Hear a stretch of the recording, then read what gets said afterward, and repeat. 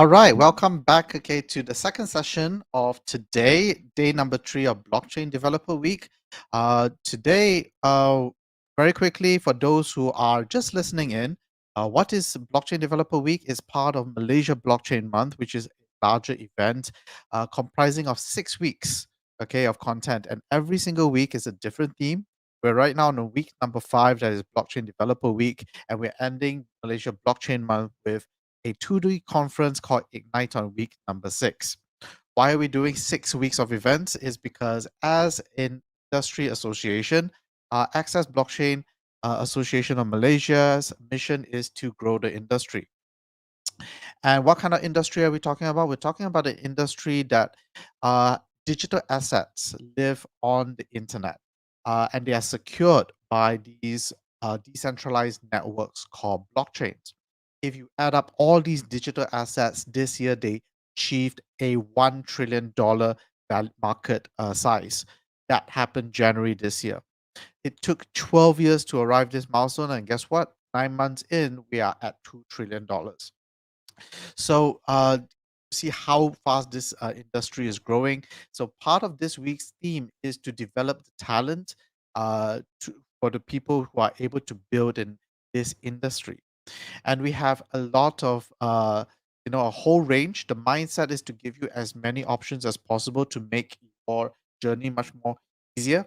I myself, I'm also learning how to do it, but this is a slow method. That's why this bootcamp, is a week of bootcamps is going to be the aim is to be very useful for you to basically fast track, because you get to learn from some of the OGs and some of the blockchain developers and some of the people, like special guest I have for you today. Yesterday he conducted presented to us the Ethereum APIs, which I found very interesting. It's going to be useful for my journey as well, right? How to verify a contract, how to what are the common mistakes that people make, right? Stuff like that. So today we're going to continue, because just about 2 hours ago, Sri Hari has run through the Binance Smart Chain ecosystem with us. We'd like to welcome back Nicholas Chin from to share with us, Binance Smart BscScan. All right. Welcome. Hello, everyone. Good evening, good afternoon, wherever you're tuning in from. Yeah. Right. Nicholas, what do you have for us today? Great. So this is a follow-up session from yesterday's session from BscScan. So if for some of you who may be familiar, BscScan is also built by the same BscScan team. And similarly, we have an awesome set of API endpoints that you can use, which I'll share about in this session. Okay. Shall we begin? Sure. So let me share my screen. Share screen. And you should be able to see. I won't be able to see the chat, so I think you'll only be able to let me know through audio. So can everyone see my screen? We can see it clearly, bro. Awesome, thank you. Okay, so BscScan. So BscScan is an explorer similar to Etherscan, but for the Binance Smart Chain. So the Binance Smart Chain is also an EVM compatible chain. So meaning that it shares a lot of the same traits that Ethereum has. So it has very similar, you still have the same things such as addresses, blocks. You still have things like private keys. You can use the same private key across both networks. And similarly, we've built an explorer for the Binance Smart Chain so that you can get the same level of depth whenever you search for a transaction on the Binance Smart Chain. Okay, so once again, I will be sharing this from the documentation perspective, because I think that's a great place to start learning about the APIs. So as I mentioned, it's quite similar to the Etherscan documentation. So rather than repeating the whole session, I will focus more on the endpoints that are special to BscScan. So they're available exclusively to BscScan only. Okay, so let me start with the getting started section. So once again, this is similar to the Etherscan one. It teaches you on how to get started, on how to get an API key, how you can create a BscScan account, and some of the endpoint URLs that you will need. So just so you know, BscScan has a mainnet and a testnet. So we support that for both explorers. If you like to change the view, it's up here. You can switch it over to the testnet and jump over. Let me just hit back. Okay, so the meat of today's content is in the API endpoints. So let's go over some endpoints we have under the accounts. So under the accounts, it has everything to do with a Binance Smart Chain address. So similar to Ethereum, you can get your BNB balance. So on BSC, the native token for BSC is BNB, and you can get your BNB balance. Similarly, you can get multiple addresses, things like historical balance, normal transactions, internal transactions. And on the Binance Smart Chain, instead of ERC20, you instead have this token standard called BEP20. So it functions very similarly to an ERC20 token. So you can have uni tokens, you can have WBNB tokens in both ERC20 and BEP20. So you can also look this up using the BscScan APIs. And of course, you have NFTs on the Binance Smart Chain too. And the technical term for NFTs is BEP721. And finally, you can also get blocks validated by address. But yeah, this is more relevant to validators for the Binance Smart Chain. Okay, moving on to contracts. Over at contracts. So similarly, if you've been to BscScan, we do have verified contracts also similar to Etherscan, so that you can know that you're interacting with the right contract. You can see the contract code. So you're able to similarly do contract verification and getting verified source codes through BscScan APIs. So this would be useful if, let's say, I think yesterday we had a session on how to interact with contract addresses using ABIs. So you can get ABIs from these from the APIs so that you'll be able to interact with smart contracts. Okay, verify source code. Oh, by the way, so if you like to, the minimap view for Gitbook is on the left here, this little screen here. So if you like to jump quickly, you can use this. Yes, so these are very similar to yesterday's for Etherscan. Next, let's have a look at transactions. Okay, so for transactions, similarly, we have check transaction receipt status. So for this, you can simply check a hash of a transaction, such as, let's go to view transactions. So if your transaction went well, you would get a message of 1. And if your transaction failed, you will get a message of 0. The Binance chain is very healthy today. I don't see any failed transactions. That is 1. Yes. So this would be helpful if, let's say, you are a developer and you send out let's say you're doing airdrops or you're an exchange. So you might want to know that how many of your transactions you've sent out have failed, and if you need to rebroadcast them, this is perfect for it. Okay, next, for blocks. BscScan has, sorry, not BscScan, the Binance Smart Chain has blocks as well, similarly. And you're able to get the same metrics such as block rewards, block countdown to special events, block number by timestamp, block size, block count. This is very helpful metrics to measure how big the Binance Smart Chain is going. And let's move on to logs. Okay, so for logs, similarly, you have, for the Binance Smart Chain, you are using the similar Json Rpc interface that Ethereum uses. So if you were to right-click on the documentation, you would actually go back to the Ethereum one. Oops, I think they've moved the link. But similar to the similar to Ethereum, you would have the same Json Rpc methods like ETH get logs, ETH block number. More of that is under the next section actually. So this is to emulate the logs, the event logs that are emitted by contracts. So on the Binance Smart Chain, you similarly use Solidity to write contracts. And similarly, you can emit events so that your front end, such as, let's say you go to PancakeSwap's website and you want to know when the transaction has went in or your balance is updated, this is what you would need to use. Okay, so from the get parity proxies. So get and parity, these two, are the names of Ethereum clients. So they are used the same tool for Binance Smart Chain. And similarly, you can get the same Json Rpc endpoints. So the benefit of this is that you don't need to spin up your own node and manage it, run it, maintain it. Instead, you can just query it from these endpoints. So you have the standard such as block number, get block number, transaction counts, transaction receipts. So such as when you're done sending a transaction, you want to know how much gas it used.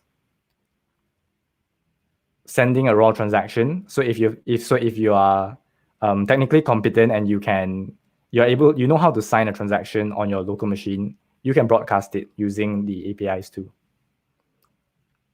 Okay, get transaction receipt, ETH call. So a lot of these is a little bit more on the technical side, and if you love to explore more of that, the link is up here for the Json Rpc documentation. I hope this is the right link. I think we updated this. Let me just check. Yes, it is. So in this wiki, it will explain more about what each of these endpoints do.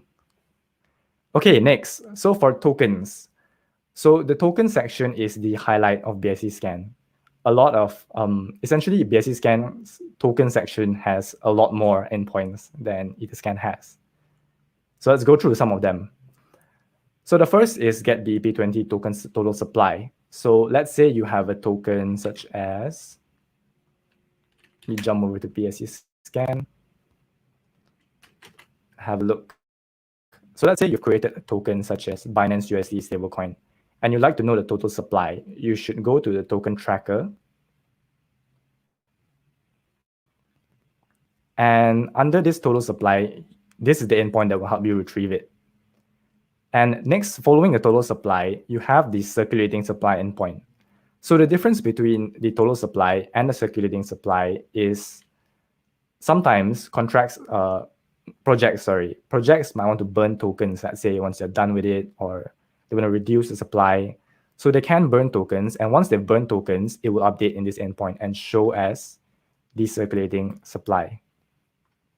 Okay, so next is BEP20 token account balance by contract address. So how you would use this is that, let's say you have a token. Let's look up this one. Oh, it's the same. So let's say if you have the BUSD token and you want to know how much of BUSD you have from an address, let's say your this address. So you can use this endpoint and specify the contract address, which is your Binance USD stablecoin, and your address. Then you will get a response here and show you how many tokens that you have. Yep.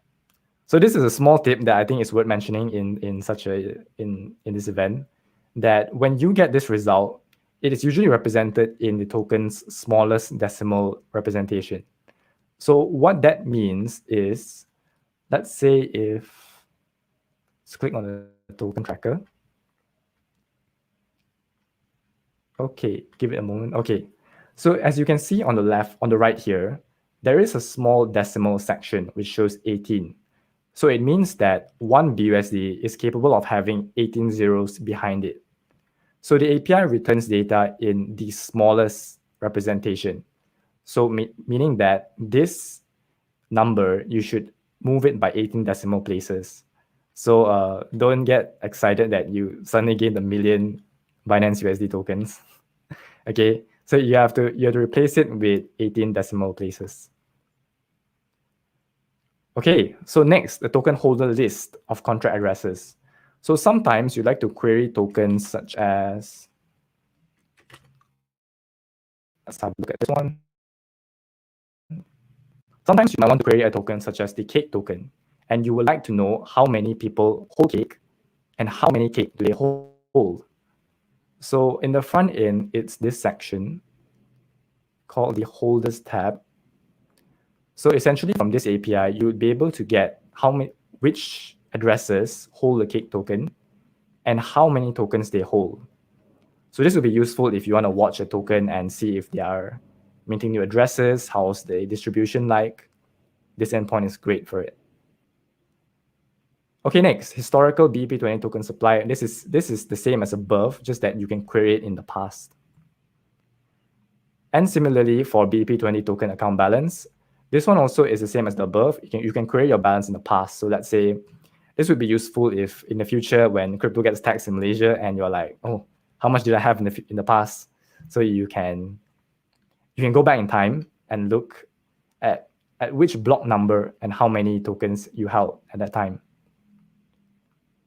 Okay, next is token info. So token info is this section here. Yes, this section. So you can see that there's information like the email address, the links to all other sites outside, official sites. So the token info is great for that. You would get information like the name, its symbol, oh, and of course its price if you're interested in that. Okay, next, this is an endpoint that is special to BscScan. So the address BEP20 token holdings. So when you query an address like this on BscScan, you would notice that there's this section here where we show your BNB balance.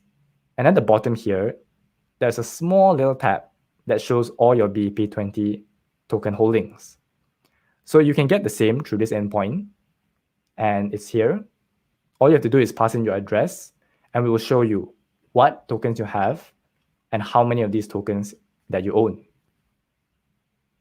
So this is great if you want to build, let's say, a DeFi portfolio, because generally in exchanges, you have like, they already do the hard work for you. But when it comes to your own address, you're left with, you have to do it on your own and find out what is your portfolio. So this API would help you with that. Okay, next is the address ERC721 token holdings. So for this, you can pass in your address, and then it will return you all the current NFTs you hold.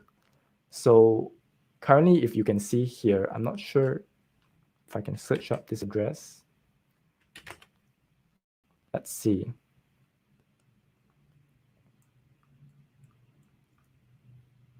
Yes, it's right here too. So under ERC721 tokens, you will also have, it will also, using this endpoint, you can get which NFTs you own and how many NFTs you own. But as you can see, there is a downside to this endpoint, which is it only mentions to you which NFTs you own and how many of them you own. But as we all know, NFTs are unique. So let's say you own, let's say if I say that I own 10 CryptoPunks, it doesn't make sense because each CryptoPunk has its own ID. So because of that, we also have another endpoint down here. So you can search up your token, your address, and also from this token address that you got back, you can search it up here so that you can get the response of what exact token ID do you have for that. So it just helps because the NFTs are unique by nature. So you would need to know exactly what IDs you own. Okay, great. So that is the token section. So for stats, it's once again similar to Etherscan. You can get the same metrics such as total supply of BNB, validators, last price, historical price, network transaction fees, new addresses count to see how fast the Binance Smart Chain is growing, network utilization to see if how busy the network is over time, transactions count. Yes. Okay, so that covers the API endpoints. That covers more or less all the API endpoints that's offered by BscScan. We're always looking to add more. So keep an eye on this page for when we do add more of these. Okay, so another cool part about this section is that we have some tutorials written. So they are similar to Etherscan as well. And we've done a tutorial here on how to integrate Google Sheets. So yesterday, I briefly only went through this, but today we'll be having a live demo of me showing how you would do this. So I'll show this after we complete the docs. And next, we also have verifying contracts. So if you're a developer and let's say you publish tokens on a daily basis, you want to verify contracts quickly, there is an API that will help you do that. And there's a tutorial here too to help you get started with that. Okay, so lastly, for support, there is some useful things that you would like to know here, such as rate limits. How many times can you call the API per second, per day? Common error messages, so that in case you get stuck, you have some self-help articles here. And of course, if you need, if you'd like to know more about, if you have questions or if you have technical difficulties, you can always send us a support ticket. All right, so this wraps up the session for going over the BscScan documentation. So since we have a little more time today, I would love to go through the tutorial on integrating Google Sheets. So the thing about APIs is that it's something that non-developers, semi-developers should be able to utilize. So just because it's a fancy name, don't get worried by it. It's very easy to implement, especially for something like Google Sheets, which we use on a daily basis. So I'm going to go through how you would go about integrating this. So for those of you who are tuning in live, feel free to join in. And for those of you who are watching this later, this will be a good reference. Okay, so let me close these other tabs. So the only things you would need to integrate Google Sheets is in an API key, a BscScan API key, which we have resources up here on how you can get one, and a Google account, just so that you can use Google Sheets. Okay, so first, to integrate Google Sheets, we're going to, okay, let me actually open an endpoint to show you what sort of response we get. So let me just open up the endpoints.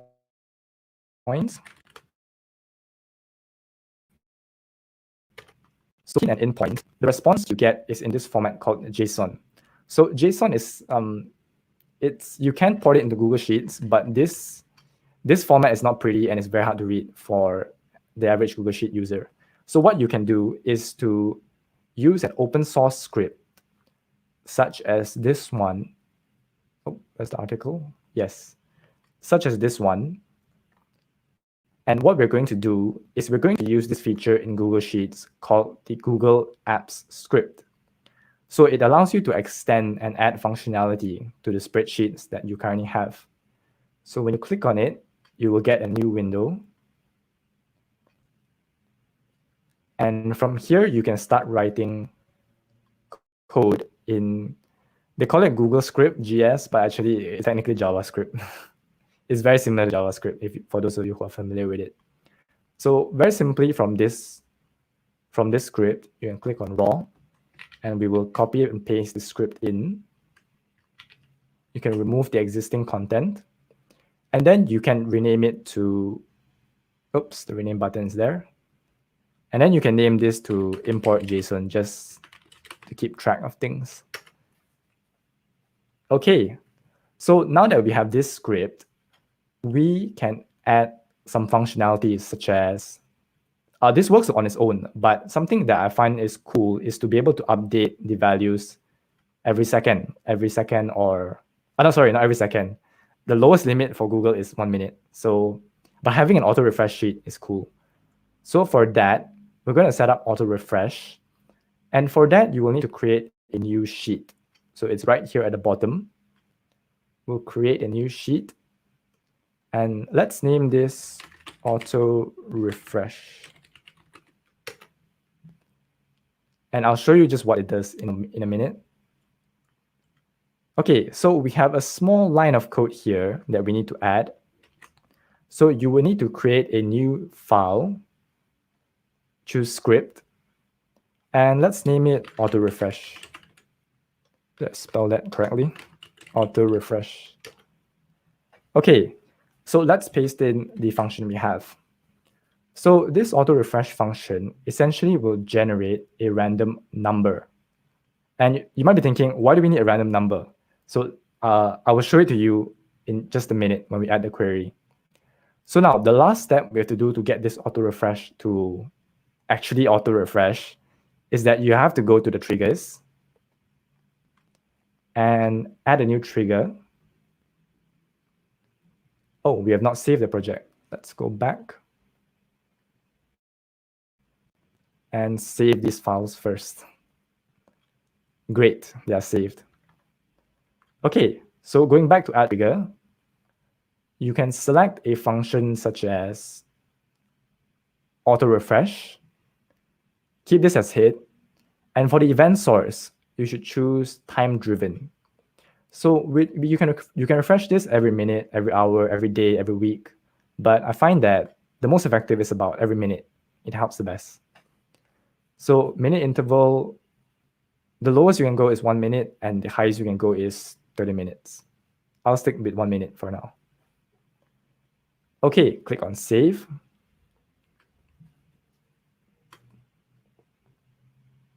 It's taking a bit.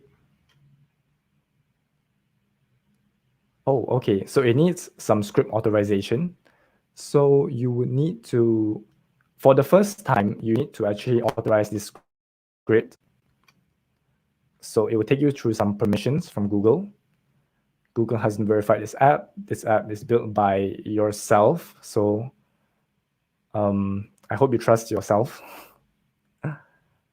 Allow. And save. This should work now. Yes, it has. So over here, it's added the script for auto refresh, and this will now refresh itself every minute. So now, so the function of this auto refresh script is to generate a random number that goes here to this auto refresh script. So we're going to use it in just a minute. Going back to sheet 1. And let's now start to import some API data. Okay, so in cell 1, we can type out the formula to import some JSON code. So that is equal. And we named our function import JSON, which is this one. And so import JSON takes in 3 parameters, as you can see here: the URL, the query, and the parse options. So let me explain one by one what that means. So the first one is your endpoint URL. So I will just take this one, which gets your balance, paste it into double quotes so that it becomes a string. And after that, you can add a comma so that you can move on to the next parameter. Okay, so what the query does is that it allows you to choose which part of the JSON you want to import. So let me show you that using this. I'm going to format it because it's not the prettiest thing to see. Let me jump over. Oh, going back. There we go. Okay, so what they mean by query here. So let's say you only want to see the status. You can specify it as /status, or if you only want to see the message, or if you only want to see the result. So in this case, I don't bother about the status. I don't bother about the message. I only want to see the result. So in that case, we'll add in quotes once again, /result. Oh, not in caps, in small letters. So similarly, if you want to do it for the status, you replace it with status, message, and so on. And if you don't want any of this, you can just leave it as blank. So the next option we need is the parse options. So going back to the Google, the import JSON script. Let me just go back to the home page. Oh, it's not written here. Okay, anyway, I think it's in this tutorial. Yes, it is. So you have a list of functions that you can choose how you want to process your return data. You can choose options such as no truncate, so that means it will not shorten values that are too long. Raw headers, so if you just want to directly see the headers, or no headers, or all headers.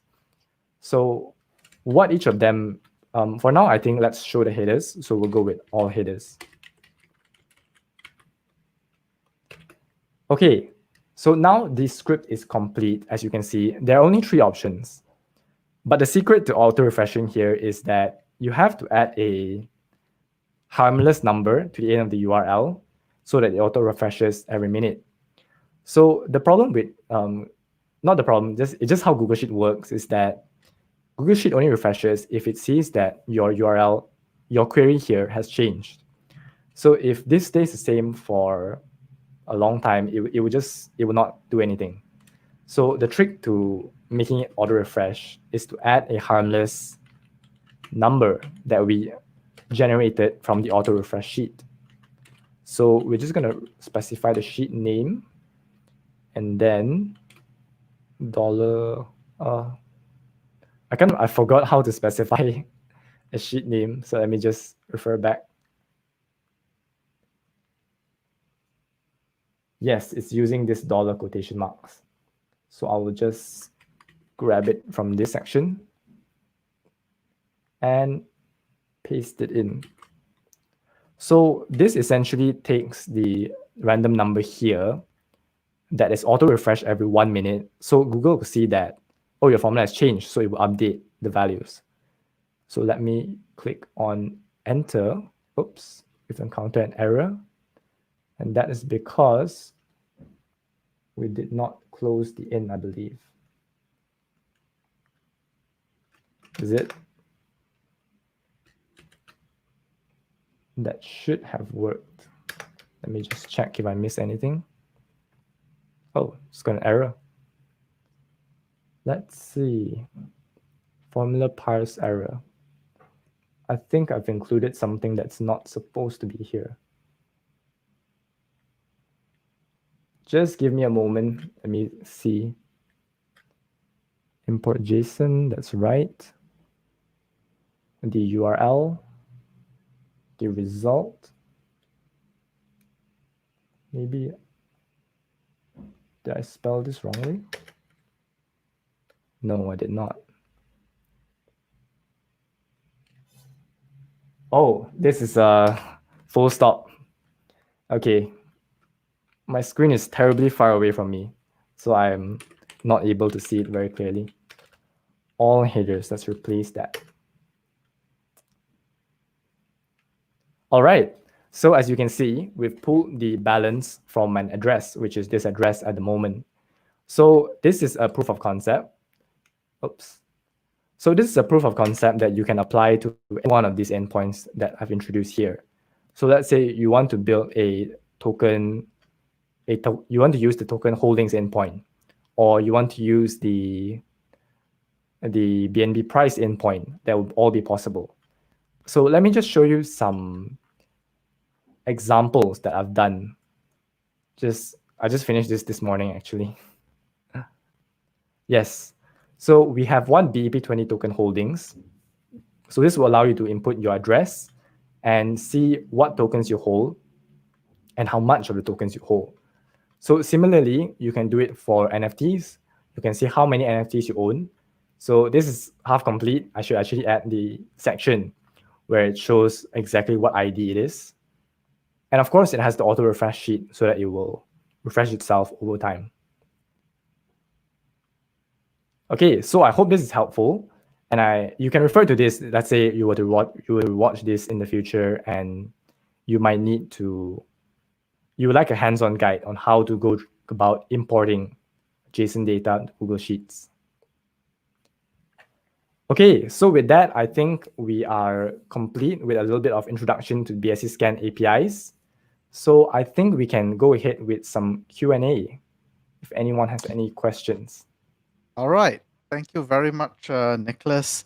Now, definitely, I am going to rewatch this video because I want to get this. Okay, I want to get this done. I'm very, very happy to see that there's actually some tutorials. Okay, for me to actually build something Yes. immediately using these APIs. A few takeaways that I got from this session as well as the session yesterday. Number one, is the ERC20. It's very important to differentiate between the native token as compared to the ERC20, right?